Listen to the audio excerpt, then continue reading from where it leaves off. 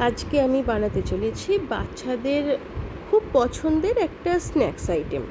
তো এর জন্য আমি মুগ ডাল মোটামুটি 2 ঘন্টা ধরে এটা ভিজিয়ে রেখে দিয়েছিলাম। পরিমাণ মতো মুগ ডাল ভিজিয়ে রাখবো। তারপরে নিয়েছি একটুখানি আদা, এক টুকরো আদা আর কয়েকটা গোলমরিচ। এখানে অনেকে কাঁচা লঙ্কা ব্যবহার করতে পারো, কিন্তু আমার বাচ্চারা যেহেতু ঝাল খায় না, তাই আমি শুধু গোলমরিচটাই ব্যবহার করেছি। দিয়ে দিলাম একটু জল আর মিক্সি ব্লেন্ড করে নিয়েছি। আর পেলাম এরকম একটু পাতলা করে একটা ব্যাটার আমি বানিয়ে নিলাম। এরপর এখানে গ্রেটেড গাজর দিয়েছি। আরেকটা জিনিস এখানে দেখাতে ভুলে গেছি, একটু নুন আমি অলরেডি অ্যাড করে দিয়েছিলাম। দিলাম কুচানো ক্যাপসিকাম আর দিলাম কুচানো পেঁয়াজ, কয়েক টুকরো পেঁয়াজ। এবার ভালো করে এটাকে আমি মিক্স করব। ব্যাটারটা খুব পাতলাও নয়, খুব নরমও নয়, সরি একটু ভুল বললাম, খুব মোটাও নয়। এবার কি করব, এখানে ভালো করে গুলিয়ে নিয়ে আমি নিয়েছি 2 টুকরো পাউরুটি।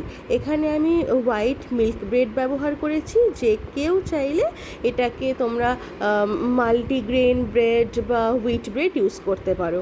এবং ব্রেডটাকে আমি এরকমভাবে স্লাইস করে কেটে নিয়েছি, ছুরির সাহায্যে, কাঁচির সাহায্যে, যার যেরকম ইচ্ছা তোমরা কেটে নিতে পারো। এখানে প্যানে তেল গরম করেছি। অনেকে এটা সেঁকা হিসাবে বাটার ইউজ করতে পারো, তবে আমি একটুখানি সর্ষের তেল দিয়ে ভাজার জন্য আমি ব্যবহার করেছি। এরপরে পাউরুটিগুলো এই মিশ্রণটায় ডুবিয়ে নিয়েছি।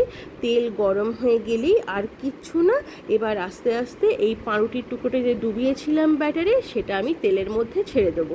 আবারও বলছি, এখানে বাটার ইউজ করা যায় সেঁকার জন্য, আমি একটুখানি সর্ষের তেল এখানে ব্যবহার করেছি। আর কিছুই না, 2 পিঠ লাল লাল করে ভেজে নিলেই যথেষ্ট ভালোভাবে একটা স্ন্যাক্স তৈরি হয়ে যাবে। মুগ ডাল, পাউরুটি এবং সবজির সহযোগে এটা বানানো হয়ে যাবে। এই যে আমাদের রেডি স্লাইসগুলো, পাউরুটি স্লাইস মুগ ডাল দিয়ে, দারুণ খেতে।